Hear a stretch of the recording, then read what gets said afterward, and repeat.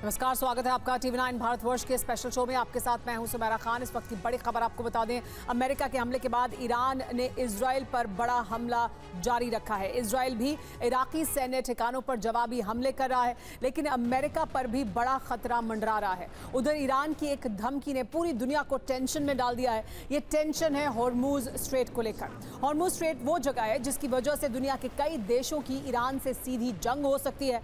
पहले अभी की बड़ी खबर जान लीजिए, फिर इसके बारे में आपको विस्तार से बताएंगे। इस वक्त की बड़ी खबर ये कि फोर्डो प्लांट पर अभी बड़ा हमला हुआ है, ये कहा है ईरान ने। ईरान के फोर्डो प्लांट पर भीषण बमबारी की गई है। इजराइल ने फोर्डो प्लांट पर हमला किया है। फोर्डो पर मिसाइल हमला किया गया इजराइल द्वारा ईरान में। फोर्डो वही प्लांट है जहां पर अमेरिका ने भारी भरकम बम गिराए थे और इस परमाणु ठिकाने को ईरान के नष्ट करने का दावा अमेरिका द्वारा किया गया। और अब इसी पर एक बार फिर इजराइल ने हमला किया और ये ईरान की तरफ से जानकारी दी जा रही है। इस पर और ज्यादा जानकारी के लिए हमारे साथ टीवी 9 भारतवर्ष संवाददाता मनीष झा जुड़ गए हैं, जो ग्राउंड जीरो पर मौजूद हैं, इजराइल में मौजूद हैं। मनीष, ये जानकारी मिल रही है, इस वक्त बड़ी खबर आ रही है कि ईरान के फोर्डो प्लांट पर इजराइल की तरफ से भीषण बमबारी की गई है। यानी जो काम अमेरिका ने किया था, अब उसको और आगे बढ़ाकर इजराइल और ज्यादा नुकसान पूरी तरह से पहुंचाना चाहता है ताकि इस प्लांट का इस्तेमाल ना हो। क्या जानकारी आपको मिल रही है, क्या रणनीति है इजराइल की? बिल्कुल, देखिए 24 घंटे भी नहीं बीते थे जब अमेरिका के बम वर्षक विमानों ने फोर्डो समेत ईरान के 3 न्यूक्लियर साइट पर अटैक किया था।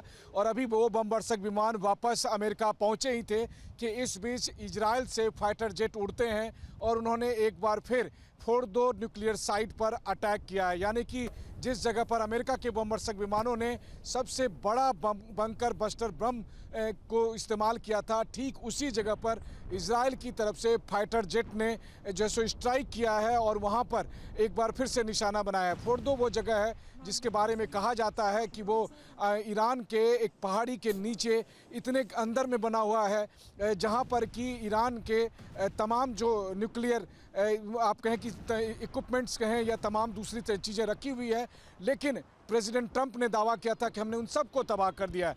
लेकिन लगता है कि इजराइल 100% यकीन कर लेना चाहता है कि पूरी तरह से वो ख़त्म हो जाए। ये कुल मिलाकर वैसा ही है जैसे अक्सर आप हॉलीवुड की मूवी में देखते हैं कि अगर कोई किसी एक को गोली मारता है तो दूसरा आकर दोबारा से गोली मार के ये इंश्योर करना चाहता है कि वो बंदा पक्का मर गया हो। लगता है फोर्डो न्यूक्लियर साइट के साथ इजरायली एयरपोर्ट्स का स्ट्राइक उसी मनोभाव के साथ था। लेकिन आप इससे निश्चित तौर पर कहें तो ईरान एक बड़े प्रोवोकेशन के तौर पर लेगा और फिर ईरान के मिसाइल हमले और अधिक होंगे।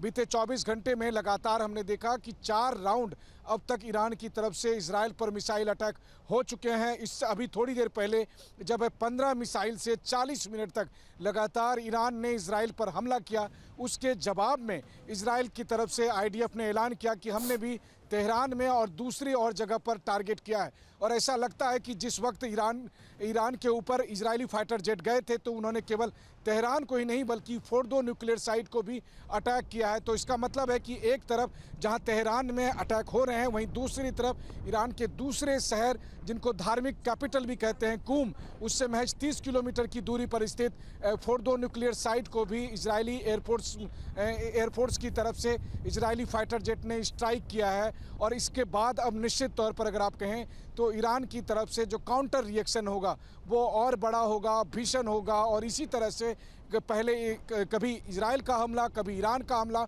और बीच में अमेरिका तो है ही, तो स्थिति और अधिक भयावह हो रही है। युद्ध और अधिक प्रचंड रूप में जा रहा है और ये रुकने का नाम अभी तो फिलहाल नहीं लगता है मुझे कि अगले कुछ दिनों तक रुकने वाला है ये जंग। यानी इजराइल और ज्यादा आक्रामक है और ईरान भी जवाबी कार्रवाई कर रहा है। अमेरिका इसके बीच में मौजूद है, दखल उसका हो चुका है सीधे तौर पर। मनीष हमारे साथ लगातार बने हुए हैं, लेकिन इस बीच एक और बड़ी खबर आपको बता दें। ईरानी एटमी साइट पर हमले की नई तस्वीर अब सामने आ गई है।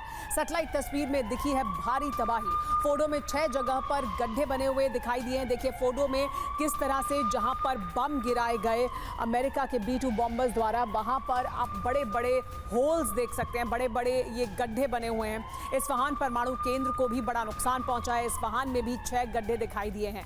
ये जानकारी देखिए हम पहले भी आपको बता चुके हैं कि कैसे B-2 बॉम्बर्स 2 बड़े बड़े बॉम्ब लेकर दाखिल होता है और उसके बाद ये जो जगह है है वहां पर ये सैटेलाइट इमेजेस हैं जो दिखा रही हैं कि किस तरह का नुकसान हुआ है। ईरान ये दावा कर रहा है कि नुकसान बहुत ज़्यादा नहीं है, लेकिन ये जो तस्वीरें हैं वो बयान कर रही हैं कि किस तरह से यहाँ पर भारी भरकम GBU-57 बॉम्ब गिराए गए और उसकी वजह से ये इस तरह के बड़े बड़े क्रेटर्स, बड़े बड़े सुराख बने हुए दिखाई दिए। तो देखिए, दो जगह पर गहरे निशान दिखाई दे रहे हैं। हम आपको फोर्डो प्लांट की तस्वीर दिखा रहे हैं। फोर्डो प्लांट में ये फोर्डो प्लांट की इमारत है और यहाँ पर बड़े बड़े होल्स दिखाई दे रहे हैं। नतांज में भी देखिए साइड पर 2 गड्ढे दिखाई दे रहे हैं। हमने ये सर्कल किया है, आपको हम यहाँ दिखा रहे हैं। ये सैटेलाइट इमेजेस हैं जो दिखा रही है कि कितने बड़े होल्स हैं। ये सैटेलाइट इमेजेस हैं तो आप इससे अंदाजा लगाइए कि आपको ये यहाँ देखने में बहुत छोटा दिखाई दे रहा है, लेकिन ये कितना बड़ा क्रेटर जैसा एक बड़ा गड्ढा यहाँ पर हुआ है। और इस्फहान में देखिए कम से कम 18 स्ट्रक्चर यहाँ पर इस इस्फहान में नष्ट हुए हैं। और ये देखिए, ये सब जो आप देख रहे हैं, ये जो डार्क कलर में आपको दिखाई दे रहा है यहाँ पर, ये वो तमाम जगह हैं जहाँ पर इस्फहान में 18 स्ट्रक्चर थे जो नष्ट कर दिए गए हैं। इस तरह से सुरंग के एंट्री गेट भी क्षतिग्रस्त हुआ है। देखिए, हम आपको और दिखाते हैं कि क्या जानकारी मिल रही है। 6 बड़े गड्ढे नजर आ रहे हैं यहाँ फोर्डो में, बड़े बड़े 6 होल्स हैं। B-2 बॉम्बर जब उड़ता है, और B-2 बॉम्बर्स जिन्होंने उड़ान भरी थी अमेरिका से यहाँ आने के लिए, हर B-2 बॉम्बर में 2 बड़े बड़े बॉम्ब्स थे और वो बॉम्ब्स यहाँ पर गिराए गए हैं और उसकी वजह से गड्ढे हैं। तो 6 बड़े गड्ढे हैं यहाँ पर, यानी एक बॉम्बर ने यहाँ पर 2 बॉम्ब गिराए हैं। इसके बाद देखिए, ये जो गड्ढा है इसको आप इस बात से अंदाज़ा लगाइए, हम आपको इसका मेजरमेंट भी बता रहे हैं क्योंकि तस्वीर में देखने में ऐसा लग रहा है कि ये बहुत छोटा सा है, लेकिन ये सैटेलाइट इमेज है। 5.5 मीटर और 3.2 मीटर के 2 गड्ढे हैं। ये इतना बड़ा गड्ढा है, यानी 5.5 मीटर और 3.2 मीटर का बड़ा गड्ढा है जिसके अंदर बॉम्ब गिराया गया है। इसके अलावा देखिए, अंडरग्राउंड फैसिलिटी के ठीक ऊपर हमला किया गया है, यहाँ पर बम गिराया गया और ये बहुत खास तरह के बम हैं जो ऊपर से सुराख करते हुए अंदर जाते हैं, ड्रिल करते हुए अंदर जाते हैं और अंदर जाकर ब्लास्ट होता है, फट जाते हैं। क्योंकि ये जो फैसिलिटीज़ हैं, ये जो न्यूक्लियर फैसिलिटीज़ थी ईरान की, ये ज़मीन के नीचे, बहुत नीचे हैं और इसी वजह से अमेरिका ही इन्हें नष्ट कर सकता था। एक और बड़ी खबर आपको बता दें, फोर्डो न्यूक्लियर प्लांट से जुड़ी हुई। फोर्डो न्यूक्लियर प्लांट पर कल अमेरिका ने भी हमला किया था। क्या हुआ था उस वक्त, ये रिपोर्ट देखिए। अब इजराइल ने एक बार फिर हमला किया है।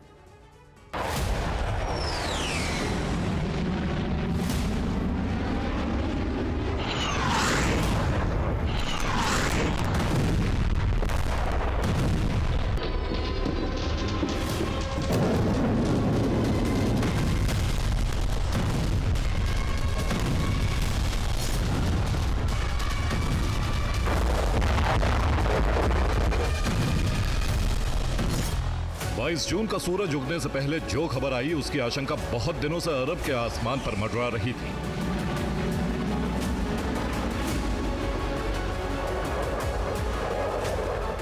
अठारह 19 जून को जब इजराइल के आसमान पर अमेरिका के B-2 एटमी बॉम्बर मंडराते देखे गए, तभी ये मान लिया गया था कि व्हाइट हाउस ने ईरान के परमाणु कार्यक्रम को तबाह करने की तैयारी कर ली है।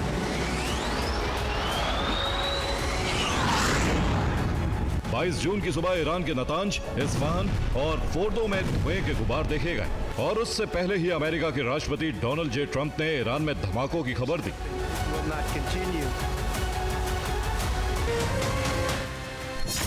लेकिन सवाल यह है कि क्या ईरान के खिलाफ अमेरिका का ऑपरेशन फिक्स था?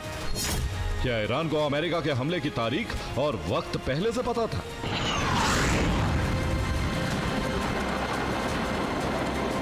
यह आशंका जताई जा रही है। अरब मीडिया हाउसेस ने अमेरिकी मीडिया के हवाले से इस पर रिपोर्ट जारी की।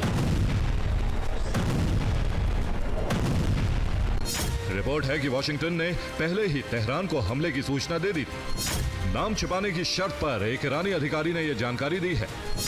अधिकारी के मुताबिक 21 जून को टीम ट्रंप ने तेहरान को संदेश भेजा था। ट्रंप ने संदेश भिजवाया था कि अमेरिका युद्ध नहीं चाहता है, केवल फोर्डो, इस्फहान और नतांज यूरेनियम एनरिचमेंट साइट पर हमले किए जाएंगे। ईरान का दावा है कि सूचना मिलते ही ईरान हमलों के लिए तैयार था।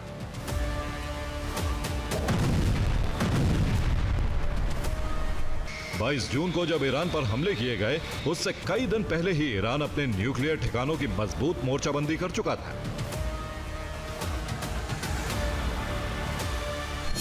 यह तस्वीर 21 जून 2025 की है। सैटेलाइट से ली गई इस तस्वीर में फोर्डो यूरेनियम एनरिचमेंट साइट का प्रवेश द्वार दिखाया गया है, जिस पर ईरान ने हैवी मेटल का कवर लगा दिया है।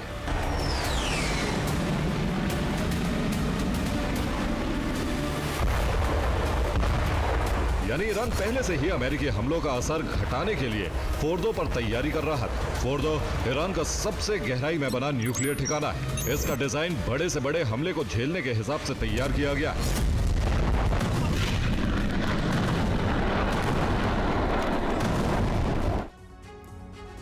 एक बड़ी खबर इस वक्त आपको बता दें, ईरान में आईआरजीसी के ठिकानों पर भीषण बमबारी की गई है। इजरायली सेना यहां पर निशाना बना रही है। आईआरजीसी के ठिकानों को इजरायल ने ताबड़तोड़ किए हैं हमले।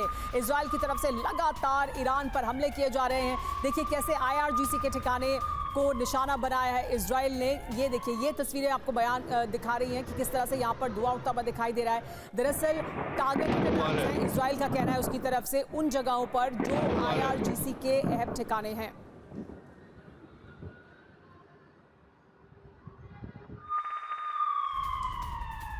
एक और बड़ी खबर, तेहरान में मची तबाही की एक और तस्वीर सामने आ गई है। पूरे तेहरान में केवल धुआं ही दिखाई दे रहा है।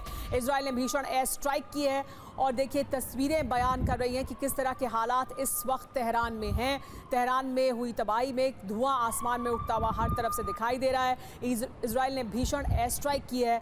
इजरायल का कहना था कि वो सैन्य ठिकानों को अब निशाना बनाएगा और लगातार इजरायल की तरफ से उसी रणनीति के तहत हमले किए जा रहे हैं तेहरान में, ईरान में। एक और बड़ी खबर, ईरानी रेड क्रेसेंट के मुख्यालय पर भी हमला हुआ है। इजरायली लड़ाकू विमानों ने यहां पर तबाही मचाई है। देखिए ये जो तस्वीर है, ये रेड क्रेसेंट पर हुए हमले की है। आईसीआरसी के मुख्यालय पर एयर स्ट्राइक की गई है। रेड क्रेसेंट का ये मुख्यालय है। इजरायली लड़ाकू विमानों ने यहाँ पर किस तरह से तबाही मचाई, यहाँ पर हमला किया। ईरानी रेड क्रेसेंट के मुख्यालय पर यह बड़ा हमला किया गया इजरायल द्वारा। ईरान में जो हमले किए जा रहे हैं इजरायल द्वारा, उसके बाद हर तरफ अफरा तफरी दिखाई दे रही है। इजरायली मिसाइलों के हमले से तेहरान में तबाही दिखाई दे रही है। तेहरान के हाईवे पर भी हमले का असर दिखाई दे रहा है। देखिए ये देखिए, गाड़ियां उल्टी हुई दिखाई दे रही हैं। हाईवे पर किस तरह से असर हुआ है उन हमलों का जो किए गए हैं इजरायल द्वारा। और यहाँ पर देखिए लोगों को आप दौड़ते भागते देख सकते हैं। हमले किए जा रहे हैं ईरान में और उनका असर सड़कों पर अफरा तफरी के रूप में देखा जा सकता है। तेहरान में भीषण स्ट्राइक से तबाही हुई है। तेहरान से आई भयावह तस्वीरें। तेहरान में हर तरफ केवल धुआं ही धुआं दिखाई दे रहा है। देखिए ये तस्वीरें आपको दिख रही हैं, आसमान में दूर दूर तक सिर्फ धुआं ही धुआं दिखाई दे रहा है। तेहरान की तस्वीर है ये, और ये बयान करने के लिए काफ़ी है कि तेहरान में देखिए किस तरह की तबाही दिखाई दे रही है, किस तरह का हमला इजरायल द्वारा किया जा रहा है। और इजरायल जो हमले कर रहा है उसके बाद तेहरान में इस वक्त अफरा तफरी है। लोग खुद को बचाने के लिए सुरक्षित जगहों पर पहुंचे हैं। लगातार यहाँ पर अलर्ट जारी किए जा रहे हैं और ये तस्वीरें तेहरान के आसमान की बता रही हैं कि किस तरह के भीषण हमले इजरायल ने किए हैं। ईरान के करज शहर पर इजरायली हमला हुआ है। इजरायली सेना ने यहाँ पर भीषण एयर स्ट्राइक की है। इजरायल की तरफ से कहा यह गया था कि अमेरिका ने जो न्यूक्लियर साइट्स पर हमला किया है उसके बाद इजरायल सैन्य ठिकानों को निशाना बनाएगा, सैन्य शक्ति को कम करेगा। मिसाइल प्रोग्राम को निशाना बनाना इजरायल का मुख्य मकसद है इस युद्ध में, और इजरायल की तरफ से अब वही किया जा रहा है। इजरायल की तरफ से सैन्य ठिकानों को निशाना बनाया जा रहा है, सैन्य हेडक्वार्टर्स को निशाना बनाया जा रहा है, आईआरजीसी के बिल्डिंग को निशाना बनाया गया है। इसके अलावा देखिए ये तस्वीरें करान शहर की हैं। यहाँ पर भी इजरायली सेना ने भीषण एयर स्ट्राइक की और देखिए आसमान में ऊपर तक उठता हुआ ये धुएं का गुबार बताने के लिए काफी है कि कितना बड़ा हमला किया गया। आईडीएफ ने ईरान पर बहुत बड़ी एयर स्ट्राइक की है। ईरान के 6 एयरबेस पर बड़ा हमला किया गया, ये देखिए, और इसके तस्वीरें सबूत भी जारी किए गए हैं इजरायल द्वारा। आईडीएफ ने देखिए किस तरह से यहाँ पर रनवे पर या एयरबेस पर मौजूद विमानों को निशाना बनाया है, उसकी तस्वीरें जारी की हैं इजरायल ने, आईडीएफ ने, इजरायली डिफेंस फोर्सेस ने, और बताया कि कैसे उन्होंने सैन्य शक्ति को नुकसान पहुंचाया है। अटैक में ईरान के 15 एयरक्राफ्ट तबाह हो गए हैं। F-14, F-5 और रिफ्यूलिंग प्लेन भी तबाह कर दिया गया है। इस हमले में कई ईरानी हेलीकॉप्टर भी तबाह हुए हैं। तो एयरबेस पर सीधे हमला किया है और एयरबेस पर मौजूद एयरक्राफ्ट, हेलीकॉप्टर और रिफ्यूलिंग प्लेन भी तबाह कर दिया गया आईडीएफ द्वारा। ईरान पर हमलों की एक नई लहर इजरायल की तरफ से शुरू हुई है। इजरायल ने उत्तरी तेहरान पर बड़ा हमला किया है, ईरानी सैन्य बेस पर एयर स्ट्राइक की है। पूरा तेहरान धमाकों से दहल गया है और दूर दूर तक देखिए उसका असर दिखाई दे रहा है। ये जो आपको धुएं के गुबार उठते हुए दिखाई दे रहे हैं, दरअसल ये वही स्पॉट्स हैं, वही जगहें हैं जहां पर आईडीएफ यानी इजरायली डिफेंस फोर्स हमला कर रही है।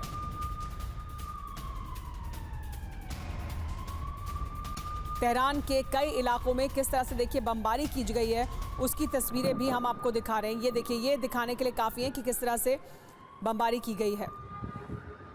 तेहरान के कई इलाकों में बमबारी हुई। नॉर्थ और ईस्ट तेहरान में एयर स्ट्राइक की गई और उसकी ये तस्वीरें जो दिखा रही हैं कि तेहरान में देखिए किस तरह से अलग अलग वीडियोस के जरिए हम आपको बताने की कोशिश कर रहे हैं और दिखा रहे हैं कि कोशिश कर रहे हैं कि तेहरान में किस तरह के हमले किए जा रहे हैं।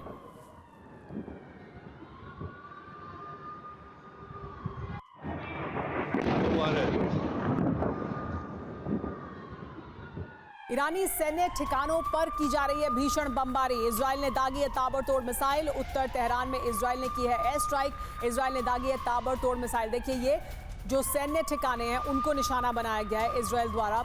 इजराइल का मुख्य मकसद इस युद्ध में परमाणु कार्यक्रम को ख़त्म करना, ईरान के पूरी तरह से, साथ ही ईरान की सैन्य शक्ति, उसके मिसाइल प्रोग्राम को और उसकी सैन्य ताकत को ख़त्म करना है, जिसके ज़रिए वो इजराइल के लिए एक बड़ा ख़तरा हमेशा बना रहेगा। और इजराइल की तरफ से यही किया जा रहा है। इजराइल की तरफ से जो हमले अब किए जा रहे हैं वो एक अलग अलग वेव्स में हमले हो रहे हैं और इस वक्त जो हमले किए गए हैं उसमें उत्तर तेहरान में एयर स्ट्राइक की गई है, सैन्य ठिकानों को निशाना बनाया गया है, अलग अलग शहरों पर हमले किए गए और जो सैन्य ठिकाने हैं उन्हें खास तौर पर निशाना बनाया गया है। एयरबेस भी निशाने पर थे।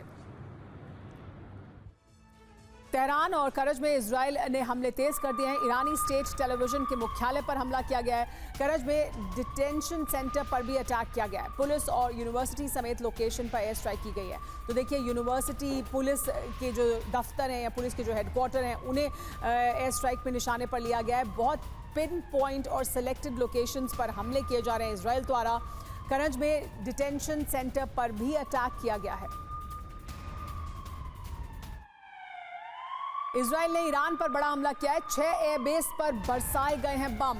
15 फाइटर जेट तबाह करने का दावा आईडीएफ द्वारा किया जा रहा है और ये बड़ा नुकसान है ईरान का।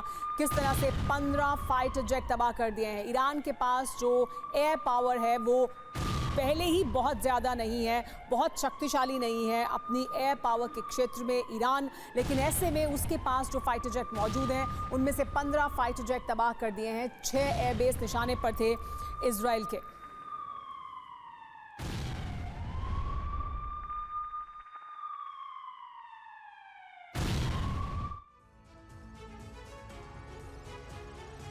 लेकिन क्या ईरानी पलटवार से पहले इजराइल और ज्यादा हमले कर रहा है? इजरायली हमला हुआ है, कितनी जगह हमला किया गया जान लीजिए। 6 हवाई अड्डे, हवाई बेस हैं ये जिन्हें निशाने पर लिया गया। इसके अलावा कहां कहां हमले हुए देखिए, पश्चिमी ईरान में, पूर्वी ईरान में, मध्य ईरान में ये हमले किए गए हैं। और कितने विमान तबाह हुए हैं ये जान लीजिए। 15 फाइटर जेट, इसके अलावा F-14, F-5, AH-1 refuelling air tanker भी तबाह कर दिया गया है।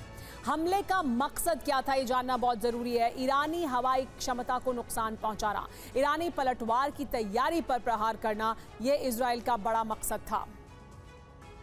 हम अभी तक आपको दिखा रहे थे कि कैसे इजराइल ईरान पर हमले कर रहा है, लेकिन ईरान ने जो हमले इजराइल पर किए हैं वो तस्वीरें भी देखिए। 10 बड़ी तस्वीरें आपको दिखाते हैं जो बताने के लिए काफ़ी है कि किस तरह से 10 मिसाइलों का इस्तेमाल किया गया आज ईरान की तरफ से। अशदोद पावर स्टेशन में धमाके की तस्वीर सामने आई है। ईरानी हमले से दहला है अशदोद शहर। हमले में पावर स्टेशन को तबाह कर दिया है। तो ईरान भी बहुत टारगेटेड अटैक कर रहा है, जिसमें ईरान की तरफ से टारगेट पर लिया गया पावर प्लांट ताकि नुकसान पहुंचे इंफ्रास्ट्रक्चर को, एनर्जी इंफ्रास्ट्रक्चर को, और इसकी वजह से अशदोद शहर में इस वक्त पावर स्टेशन को तबाह किया गया है।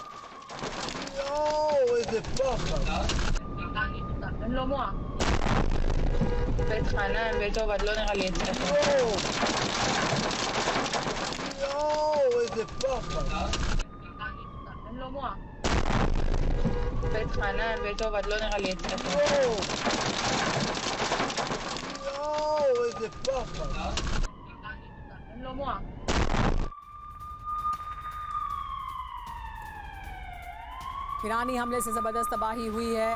हमले में अशदोद बिजली स्टेशन तबाह हो गया है। ये तस्वीरें देखिए किस तरह से अशदोद शहर में तबाही हुई है।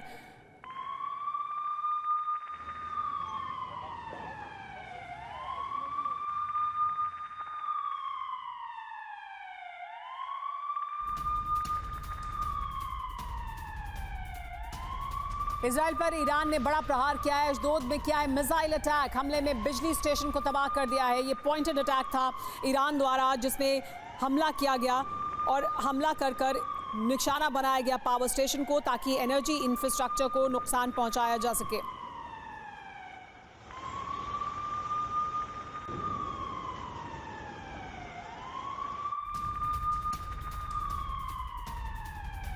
देखिए, और इस वक्त की एक और बड़ी तस्वीर आपको दिखा दें। इजराइल के अशदोद में हमला हुआ है। अशदोद पोर्ट के पास गिरी है मिसाइल। ये देखिए, अशदोद पोर्ट के पास भी मिसाइल गिरी है। पावर स्टेशन पर हमला किया गया और पोर्ट पर हमला किया गया। ईरान की तरफ से भी ये कोशिश की जा रही है कि वो पॉइंटेड अटैक करे और नुकसान पहुंचाए इजराइल को, इसीलिए पोर्ट को निशाना बनाया गया है। इसके अलावा पावर स्टेशन को निशाना बनाया गया है। तो एनर्जी इंफ्रास्ट्रक्चर को नुकसान पहुंचाया जा रहा है ताकि उसका असर हो इजराइल में। इसके अलावा अशदोद का जो पोर्ट है वहाँ पर भी हमला किया गया है। 10 मिसाइलें दागी गई थी आज ईरान की तरफ से। बहुत पॉइंटेड अटैक्स थे। ईरान ने ये कहा भी है कि ईरान ने अपनी रणनीति में बदलाव किया है। हमने पहले दिन देखा था कैसे उसने बड़ी संख्या में मिसाइलें दागी थी, लेकिन अब इजराइल पर ईरान कम संख्या में मिसाइलें दाग रहा है, लेकिन ज़्यादा क्षमता वाली बहुत पॉइंटेड अटैक्स कर रहा है। तेल अवीव पर ईरान ने अभी हमला किया है। तेल अवीव के आसमान में देखिए मिसाइलें। तेल अवीव में लगातार सायरन बज रहे हैं। मिसाइल अटैक से तेल अवीव में तबाही दिखाई दे रही है। ये देखिए तस्वीर, ये तेल अवीव के आसमान की तस्वीर है। किस तरह की तस्वीर दिखाई दे रही है। यहाँ पर आसमान में सायरन बज रहे हैं और यहाँ पर आसमान में इस तरह का दृश्य दिखाई दे रहा है। ये इजराइल की राजधानी तेल अवीव का दृश्य है। तेल अवीव के आसमान की तस्वीर हम आपको दिखा रहे हैं, कैसे आसमान में दिखी हैं मिसाइलें। ईरान ने ये बड़ा हमला किया है अभी कुछ देर पहले तेल अवीव में लगातार सायरन बज रहे हैं। मिसाइल अटैक से तेल अवीव में तबाही है और दहशत है। एक और बड़ी खबर, यरूशलेम में भी मिसाइल अटैक हुआ है। मिसाइल को इजराइल ने मार गिराया है। तो इजराइल की तरफ से लगातार इंटरसेप्ट करने की कोशिश की जा रही है। इंटरसेप्ट किया भी जा रहा है किसी हद तक उन मिसाइलों को जो ईरान की तरफ से इजराइल पर दागी गई हैं। लेकिन ये जो हमला हुआ, इसमें यरूशलेम में भी मिसाइल अटैक हुआ और मिसाइल को इजराइल ने मार गिराया।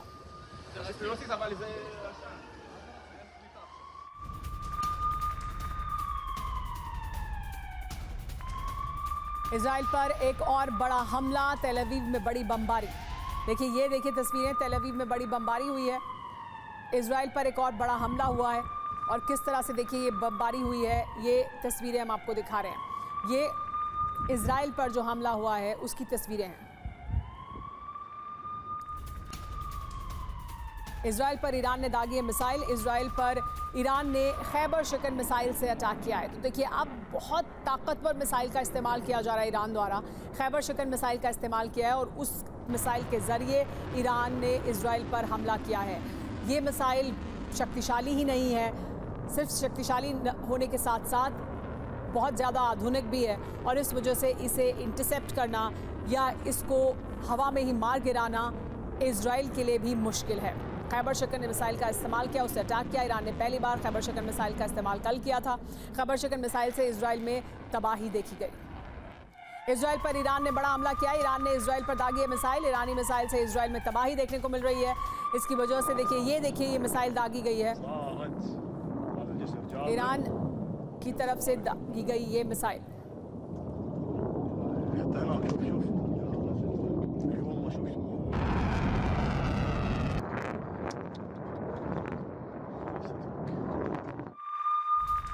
ईरान के हमले के बाद तेल अवीव में दहशत दिखाई दे रही है। सायरन की आवाज़ के बाद भागते दिखे हैं लोग। मिसाइल अटैक के बाद बंकर की तरफ भागते दिखे लोग। जैसे ही मिसाइल अटैक हुआ, सायरन बजने शुरू हुए। जैसे ही मिसाइल दागी जाती है ईरान की तरफ से, उसको लेकर एक अलर्ट जारी किया जाता है इजराइल में। और देखिए लोग किस तरह से शेल्टर्स की तरफ भागते हुए दिखाई दे रहे हैं इजराइल में।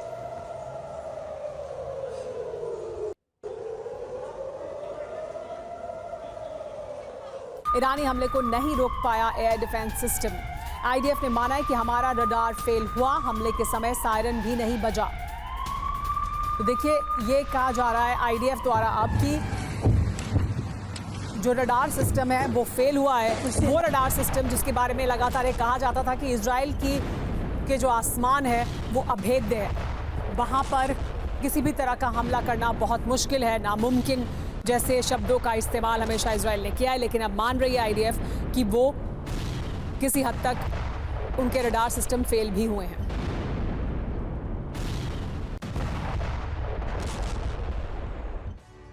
इजराइल का डिफेंस सिस्टम फेल हुआ है। आईडीएफ ने माना कि एयर डिफेंस सिस्टम ने काम नहीं किया, ईरानी मिसाइल के हमले को रोकने में नाकाम रहा। डिफेंस सिस्टम के फेल होने से हाइफा पर बड़े हमले हुए। हमले के समय रडार ने काम करना बंद कर दिया था। ईरानी हमले के समय सायरन ने भी काम नहीं किया। सबक सीख लिया है, इसका बड़ा जवाब मिलेगा, ये कहा है आईडीएफ ने। क्या हुआ है जान लीजिए। इजराइल पर कई बड़े हमले हुए। बैलिस्टिक मिसाइल से ईरान के हमले हुए। तेल अवीव और हाइफा में हुई बड़ी तबाही। हमले को रोकने में इजराइल पूरी तरह से नाकाम रहा। लेकिन अमेरिका के टॉप अधिकारियों के साथ मीटिंग और ऑपरेशन मिडनाइट हैमर का ऐलान कर दिया गया, जिसके बाद ईरान के 3 एटमी ठिकानों पर एयर स्ट्राइक से तबाह करने का दावा किया गया। इस पर ईरान आग बबूला हो गया है। फिर शुरू हुआ है ऑपरेशन टू प्रॉमिस का अगला चरण। रात भर इजराइल पर मिसाइलें दागी गई, जिससे इजराइल थर्रा गया।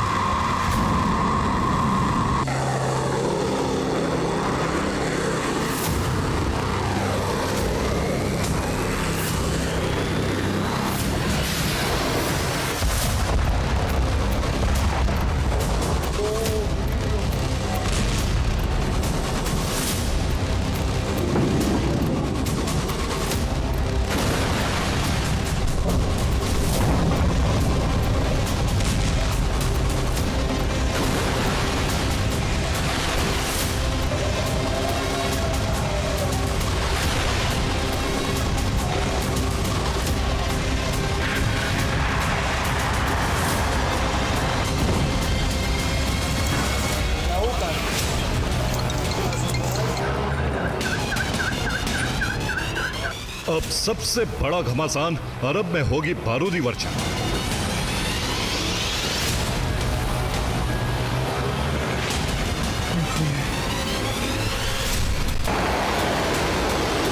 न्यूक्लियर हमले का खौफ भी बढ़ा, क्योंकि आज रात आने वाली है कयामत। आधी रात ईरान इजराइल को दहला सकता है।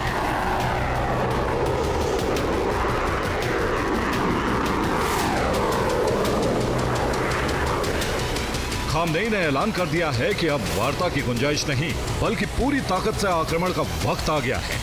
आर पार की जंग का वक्त आ चुका है और इसकी शुरुआत हो चुकी है।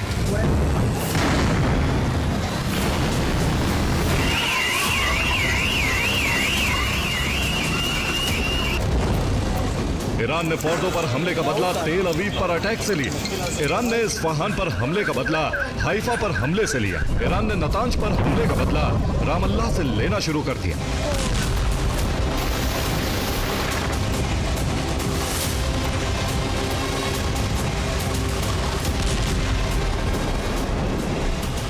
और अभी भी प्रतिशोध बाकी। अभी तो सिर्फ इजराइल के शहरों पर मिसाइलें दागी हैं। अब ऑपरेशन ट्रू प्रॉमिस 3 में अमेरिकी सैन्य ठिकाने टारगेट पर हैं, जो अरब में पड़ते हैं।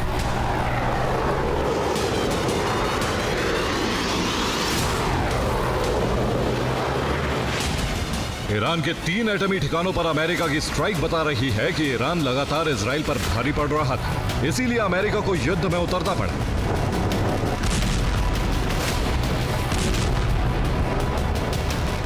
युद्ध से बच रहे ट्रंप को अचानक सिचुएशन रूम में पहुंचकर बॉम्बर्स का रुख ईरान की तरफ करने का फरमान जारी करना पड़ा और बाकी का काम उनकी टॉम हॉक मिसाइलों ने कर दिया।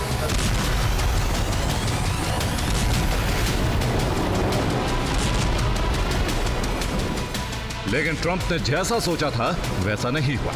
अमेरिकी हमलों से एटमी ठिकानों को ज्यादा नुकसान नहीं हुआ, ऐसा ईरान ने दावा किया है, जबकि अमेरिकी हमलों से खामनेई और ज्यादा खूंखार हो उठे। अंडरग्राउंड बंकर से खामनेई ने सबसे बड़े हमले का फरमान जारी कर दिया और मिसाइलें गरजने लगी। फिर इजराइल जलने लगा।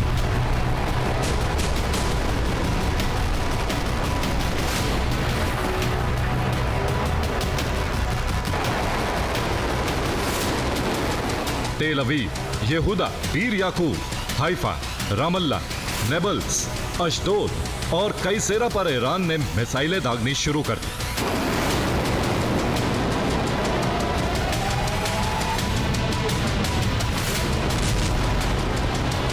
ईरान ने 40 से ज्यादा मिसाइलें दागी, जबकि कई रिपोर्ट्स में दावा किया गया है ईरान के पास 20,000 से ज्यादा मिसाइलों की खेप है। इस बीच रूस चीन का सपोर्ट भी उसे मिल रहा है, यानी खतरा बहुत बढ़ गया है।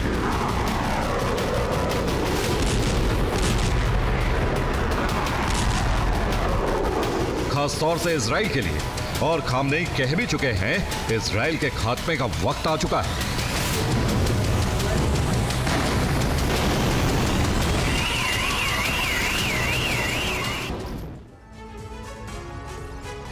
ईरान पर अमेरिकी हमले का एक्शन प्लान सामने आया है। 21 जून की रात शुरू हुआ था ऑपरेशन मिडनाइट हैमर। अमेरिकी वायुसेना और नौसेना ने मिलकर इसे अंजाम दिया। ईरान को धोखा देने के लिए 2 दिशा में बॉम्बर्स ने उड़ान भरी। ये बड़ी जानकारी मिल रही है। देखिए, हम आपको ये रास्ता भी दिखा रहे हैं जो आप देख रहे हैं बॉक्स में। ये वो हैं विमान जिन्होंने उड़ान भरी और वो सीधे ईरान पहुंचे। लेकिन उसके ऊपर जो आप देख रहे हैं बॉम्बर्स, उन्होंने उड़ान भरी और वो डिकॉय था, यानी वो भ्रम पैदा करने के लिए उड़ान भरी जा रही थी और उन्होंने उड़ान भरी थी अलग तरह से। तो 2 दिशा में उड़ान भरी ताकि एक कंफ्यूजन पैदा किया जा सके।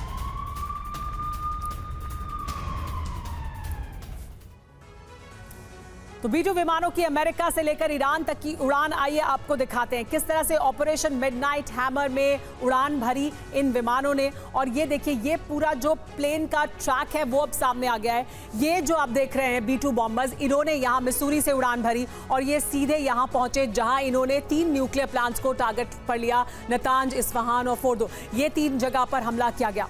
लेकिन ये जो ऊपर आप देख रहे हैं, यहाँ से ये जो उड़ान भरी थी बॉम्बर्स ने, ये अलग दिशा में गए थे और ये दरअसल एक भ्रम पैदा करने के लिए किया गया था ताकि ऐसा लगे कि इस तरफ उड़ान भर रही है। तो 2 दिशा में बॉम्बर्स ने उड़ान भरी थी।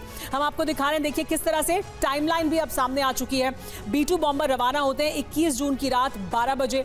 B-2 को मदद पहुंचाने के लिए 21 जून को 5 बजे, यानी तब जबकि वो हवा में उड़ान भर रहे थे, क्योंकि लगातार उड़ान भर रहे थे, तो रिफ्यूलिंग की जानी थी उनकी और रिफ्यूलिंग करने के लिए जगह जगह तैनाती की गई थी। मिशन की शुरुआत हुई 21 जून की शाम 5 बजे। ईरान में दाखिल हुए B-2 बॉम्बर्स 5 बजे, 21 जून को 5 बजे, और परमाणु ठिकानों पर हमला हुआ 6:40 से 7 बजे के बीच 21 जून को। ईरान से इसके बाद 7:30 बजे B-2 बॉम्बर्स निकल गए। B-2 बॉम्बर्स को एक बार फिर हवाई मदद पहुंचाई गई। हवाई मदद मतलब रिफ्यूलिंग की गई, क्योंकि ये प्लेन्स कहीं भी रुके नहीं। मिड एयर रिफ्यूलिंग की गई इन बॉम्बर्स की। 37 घंटे की उड़ान भरकर ये ईरान तक पहुंचे थे और इतनी ही लंबी उड़ान लेकर ये वापस पहुंचे अपने बेस पर मिसूरी में। अमेरिका में बेस पर लौटे B-2 बॉम्बर्स 22 जून को। ये है पूरा नक्शा जो हमने आपको दिखाया। लेकिन दरअसल ऑपरेशन मिडनाइट हैमर की तबाही की जो उड़ान थी उसके बारे में और बहुत सी जानकारी हमारे पास है। हम आपको ये जानकारी भी देंगे किस तरह से, देखिए, बहुत से भ्रम पैदा किए गए ताकि ये ना पता लग सके कि दरअसल किस तरह से ये विमान उड़ान भर रहे हैं, किस तरफ जा रहे हैं। एक तरह का भ्रम ईरान में भी रहे, इसकी कोशिश की गई थी और इस वजह से B-2 बॉम्बर्स ने 2 डायरेक्शंस में उड़ान भरी थी। इसी वजह से B-2 बॉम्बर्स जब ईरान में दाखिल हुए तो ज्यादा तबाही वो कर पाए। लेकिन देखिए, कुल 125 विमान इस पूरे ऑपरेशन में शामिल थे। ये सालों तक किया गया, तैयारी करने के बाद इस ऑपरेशन को अंजाम दिया गया। 7 B-2 स्टेल्थ बॉम्बर थे। ये मेन विमान थे जो हमला करने वाले थे, जिसमें कि 7 B-2 स्टेल्थ बॉम्बर थे। अमेरिका से ईरान की 18 घंटे की उड़ान भरी उन्होंने। कुल 37 घंटे की लगातार उड़ान भरी इन बॉम्बर्स ने। कई बार B-2 बॉम्बर्स की रिफ्यूलिंग हुई, क्योंकि 11,000 किलोमीटर तक ये बिना रिफ्यूलिंग के जा सकते हैं, लेकिन उसके बाद इन्हें रिफ्यूलिंग की जरूरत होती है। 75 हथियारों का इस्तेमाल किया गया, अलग अलग तरह के हथियारों का इस्तेमाल हुआ। 14 बंकर बस्टर बॉम्ब का इस्तेमाल हुआ। एक B-2 बॉम्बर 2 बॉम्ब लेकर जा सकता है और 14 बंकर बस्टर बॉम्ब का इस्तेमाल किया गया है। सुबह 4:10 पर हमला हुआ। ईरानी एयर डिफेंस पूरी तरह से नाकाम रहा। ईरान की तरफ से किसी तरह की कोशिश भी नहीं की गई हमला करने के लिए और वो इन्हें ट्रैक भी नहीं कर पाए। बड़ा सवाल यह है कि क्या अमेरिका ईरान का 35 साल का तनाव खत्म होगा? क्या इस हमले के बाद जो 45 साल से तनाव चला रहा है अमेरिका और ईरान के बीच, वो खत्म हो जाएगा? ऑपरेशन मिडनाइट हैमर पर बड़ी खबर आ रही है। ट्रंप ने की ऑपरेशन की मॉनिटरिंग, सिचुएशन रूम में मौजूद थे ट्रंप। CNN के हवाले से यह खबर जिसमें बताया गया कि खुद ट्रंप वहां मौजूद थे। हमने आपको उसकी तस्वीरें भी दिखाई थी कि ट्रंप वहां मौजूद थे। सिर्फ वही नहीं, उनके साथ जेडी वैंस मौजूद थे, विदेश मंत्री मौजूद थे, मार्को रूबियो मौजूद थे, पीट हेग्सेथ मौजूद थे। अब आपको ऑपरेशन मिडनाइट हैमर की टाइमलाइन भी दिखाते हैं। शनिवार सुबह 9:30 बजे ऑपरेशन की शुरुआत हुई। रविवार सुबह 3:30 बजे B2 ने ईरान में एंट्री की। रात 1:30 पर ट्रंप सिचुएशन रूम में आए थे। सुबह 4:30 पर फोर्डो पर हमला हुआ। ट्रंप सिचुएशन रूम में मौजूद थे। ऑपरेशन को वो लाइव देख रहे थे। सिचुएशन रूम का माहौल तनावपूर्ण था। फोर्डो न्यूक्लियर साइट पर 6 बड़े गड्ढे दिखाई दिए हैं। सैटेलाइट इमेजेस के जरिए उन तस्वीरों की पुष्टि की जा रही है। नतांज और इस्फहान में 75% तक नुकसान हुआ है इस हमले के जरिए। लेकिन अब ईरान ये कह रहा है कि वो हॉर्मुज स्ट्रेट को बंद करेगा। हॉर्मुज स्ट्रेट पर अमेरिका के विदेश मंत्री मार्को रूबियो ने बड़ा बयान दिया है। हॉर्मुज स्ट्रेट बंद करना ईरान की भयानक गलती होगी, ये कहा रूबियो ने। ईरान ने ऐसा किया तो ये उसके लिए आर्थिक आत्महत्या होगी। हमारे पास इससे निपटने के लिए विकल्प मौजूद हैं, कहा मार्को रूबियो ने। अब देखते हैं कि हॉर्मुज स्ट्रेट दुनिया के लिए इतना खास क्यों है। हॉर्मुज स्ट्रेट क्यों महत्वपूर्ण है, जानना बहुत जरूरी है। ये जलमार्ग वैश्विक तेल और गैस सप्लाई की जीवन रेखा है। दुनिया के 30% तेल सप्लाई का रास्ता यहीं से गुजरता है। इस मार्ग से रोजाना 2.03 करोड़ बैरल तेल की सप्लाई होती है। रोजाना 29 करोड़ क्यूबिक मीटर LNG की सप्लाई भी यहां से होती है। अगर ये बंद हुआ तो क्या होगा? हॉर्मुज ठप होने पर कच्चे तेल की सप्लाई में कमी आ जाएगी। अमेरिका सहित पूरी दुनिया पर इसका असर होगा। भारत के तेल सप्लाई पर भी इसका असर पड़ सकता है और इसका असर दुनिया के कई और देशों को झेलना पड़ेगा। लेकिन भारत के लिए हॉर्मुज कितना अहम है, हम भारत के पर्सपेक्टिव से आपको बताते हैं। हॉर्मुज स्ट्रेट से भारत का तेल का आयात अगर बंद होता है तो समय और खर्चा बढ़ जाएगा। यानी तेल को भारत तक लाने में जो समय लगता है वो भी बढ़ेगा और खर्चा भी बढ़ेगा। जरूरी बात जानने वाली है कि हॉर्मुज जलमार्ग भारत के लिए बहुत जरूरी है। प्रतिदिन कुल आयात 50.5 लाख बैरल का है। 20 लाख बैरल हॉर्मुज स्ट्रेट से ही आता है। यानी भारत में जो रोज का 50.5 लाख बैरल तेल आता है उसमें से 20 लाख बैरल हॉर्मुज स्ट्रेट के जरिए ही भारत पहुंचता है। भारत का 40% तेल हॉर्मुज मार्ग से आयात होता है। हॉर्मुज स्ट्रेट बंद होने से भारत पर इसका सीधा असर पड़ेगा। भारत के लिए हो रही तेल सप्लाई पर इसका असर पड़ेगा और उसकी कीमत पर भी। कहां से होता है ये 40% तेल आयात, ये भी जान लीजिए, जो हॉर्मुज स्ट्रेट के जरिए आता है। इराक से आता है, सऊदी अरब, UAE, कुवैत जैसे देशों से भारत तेल आयात करता है और इन तमाम देशों से जो तेल भारत आता है वो हॉर्मुज के जरिए ही आता है। 2024 और 25 में भारत ईरान व्यापार को लेकर जो कितना व्यापार हुआ है दोनों के बीच आपको बता दें। भारत ने ईरान को 1.24 अरब डॉलर के माल का निर्यात किया। भारत ने ईरान से 44.19 करोड़ डॉलर का माल आयात किया। 2024-25 में भारत और इजराइल का व्यापार कितना था वो भी देखिए। भारत ने इजराइल को 2.15 अरब डॉलर का माल निर्यात किया और भारत ने ईरान से 1.61 अरब डॉलर का माल आयात किया। ईरान के खिलाफ अमेरिका के हमलों ने ईरान को वो कदम उठाने पर मजबूर कर दिया है जिसका असर पूरी दुनिया पर पड़ने वाला है। ये असर सिर्फ युद्ध में शामिल होने या ना होने से नहीं जुड़ा है, बल्कि इसका संबंध है आर्थिक संकट से।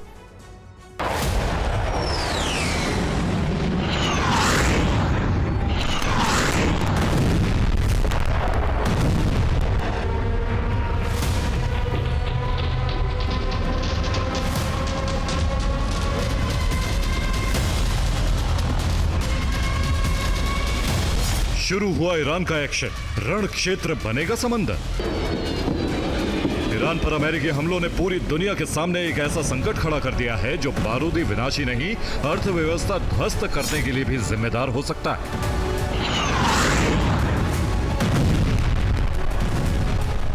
दरअसल ईरान ने यूएस से बदला लेने के लिए एक बड़ा फैसला कर लिया है। फैसला है स्ट्रेट ऑफ हॉर्मुज को बंद करना। दरअसल ईरान पहले ही इस संबंध में ऐलान कर चुका था, लेकिन अमेरिका की युद्ध में एंट्री से पहले स्ट्रेट ऑफ हॉर्मुज को बंद नहीं किया गया। पर अब ईरान की संसद ने स्ट्रेट ऑफ हॉर्मुज को बंद करने का फैसला ले लिया है, जिस पर अंतिम निर्णय सर्वोच्च नेता अयतुल्लाह अली खामनेई को लेना है। पुतिन से मिले ईरानी विदेश मंत्री अरागची। क्रेमलिन में दोनों नेताओं के बीच मुलाकात हुई है। मुलाकात के बाद पुतिन ने कहा कि इजराइल का हमला बेवजह था। ये बड़ी बात पुतिन की तरफ से की गई है। अमेरिका के द्वारा किए गए हमले और इजराइल द्वारा किए गए हमले पर अब पुतिन ने कहा कि इजराइल ने जो हमला किया ईरान पर वो बेवजह था। अरागची और पुतिन के बीच ये अहम मुलाकात हुई है। पुतिन ने ट्रंप और नेतन्याहू से बात की है। पुतिन ने ईरान और यूएई से भी बात की है। तो क्या पुतिन इन दोनों के बीच बातचीत कराएंगे? मॉस्को में इराकची मौजूद हैं। पुतिन ने ईरान और यूएई से बातचीत की है। पुतिन ने ट्रंप और नेतन्याहू से भी बात की है।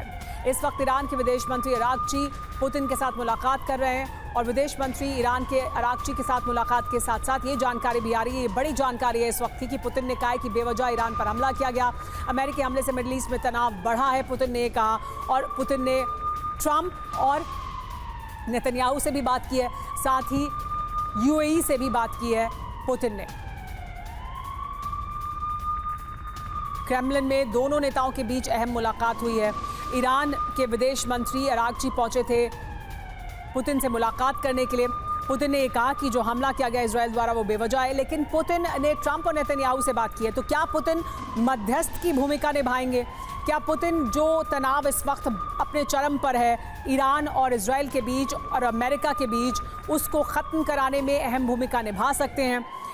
ईरानी विदेश मंत्री से मुलाकात के बाद ये बड़ी अहम जानकारी भी सामने आ रही है। तो ईरान और यूएई से बात करने के साथ साथ ट्रंप और नेतन्याहू से भी बात की है। पुतिन ने कहा है कि तनाव बहुत ज़्यादा बढ़ा है मिडिल ईस्ट में इस हमले के बाद। साथ ही जो हमला ईरान पर हुआ है उसको लेकर पुतिन का कहना है कि यह हमला बेवजह था। ईरान की तरफ से लगातार ये कहा जाता भी रहा है कि ईरान का जो न्यूक्लियर प्रोग्राम है वो सिर्फ इसलिए है कि वो अपने शक्ति को बढ़ाए, लेकिन किसी को नुकसान पहुंचाने के लिए नहीं। लेकिन अब पुतिन जो कह रहे हैं उस पर और ज़्यादा जानकारी के लिए बात करते हैं। हमारे साथ TV9 भारतवर्ष संवाददाता मनीष झा जुड़ गए हैं। मनीष, पुतिन ने नेतन्याहू से बात की है और ट्रंप से बात की है, ईरान और यूएई से बात की है, अरागची वहां मौजूद हैं। क्या मध्यस्थ की भूमिका निभाने की कोशिश कर रहे हैं पुतिन? क्या वो ये कर सकते हैं? दरअसल हो क्या रहा है इस वक्त? देखिए, मुझे लगता है कि ईरान और इजराइल के जंग को एक रीजनल वॉर से रोकने के लिए जो कोशिश हो रही है, यह आखिरी कोशिश है जो कि रूस के राष्ट्रपति पुतिन कर रहे हैं। जब वो रूस के राष्ट्रपति, अमेरिका के राष्ट्रपति से बात कर रहे हैं, इजराइल के राष्ट्रपति से बात कर रहे हैं या मध्य पूर्व के कई देशों से बात कर रहे हैं। अगर रूस के राष्ट्रपति ये सोचते हैं कि ये लड़ाई उनकी लड़ाई नहीं है, ये लड़ाई ईरान और इजराइल की लड़ाई है, तो ऐसा नहीं रहने वाला है। आने वाले समय में पूरी दुनिया इसकी चपेट में आएगी और ये बात पुतिन भी समझते हैं, इसलिए पुतिन कोशिश कर रहे हैं। ये संयोग की बात है कि इस वक्त पुतिन के अमेरिका के साथ अच्छे संबंध चल रहे हैं बनिस्बत बाइडन की तुलना में। नेतन्याहू के साथ पुतिन के अच्छे संबंध हैं। इजराइल को लेकर लगभग में अगर आप कहें तो रूस का एक मौन समर्थन हमेशा से रहा है। मध्य पूर्व के तमाम देशों से, चाहे वो सऊदी हो, यूएई हो, कतर हो, बहरीन हो, इन सब से रूस के अच्छे संबंध रहे हैं। तो एक कोशिश की जा रही है कि इस जंग को रोकने के लिए, इस जंग का दायरा नहीं बढ़ने देने के लिए। और साथ ही साथ ईरान के विदेश मंत्री भी पुतिन बेस्ट प्लेस्ड हैं अगर कोई इस तनाव को कम करा सकता है? क्या ये कहा जा सकता है अगर तनाव कम होगा तो पुतिन की कोशिश उसमें अहम भूमिका निभा सकती है? क्योंकि अमेरिका भी शायद ये चाहता है कि, क्योंकि अमेरिका ने कहा भी कि हमने जो करना था हमने किया और अब इसके बाद हम चाहते हैं कि शांति का रास्ता इख्तियार किया जाए। ईरान भी वहाँ गया है बात करने के लिए। तो क्या यही है एक बेस्ट पॉसिबल आउटकम अगर कहीं पर हम कोई एक सिल्वर लाइनिंग देख रहे हैं? तो देखिए, इजराइल के तेल अवीव में मौजूद रहकर मैं ये बात कह सकता हूं कि यही सही समय है और सही स्थान है, सही व्यक्ति है जो कि ये कोशिश कर रहा है। इस वक्त पुतिन उस जगह पर मौजूद है जहां से मुझे आपको रोकना पड़ेगा, लेकिन अहम खबर है ये। और पुतिन की कोशिश अगर रंग लाती है तो जो तनाव इस वक्त यहाँ बढ़ा हुआ है उसको कम किया जा सकता है। ये इस वक्त की जो स्थिति है उसको डिफ्यूज किया जा सकता है। बहुत शुक्रिया मनीष आपका जुड़ने के लिए हमारे साथ।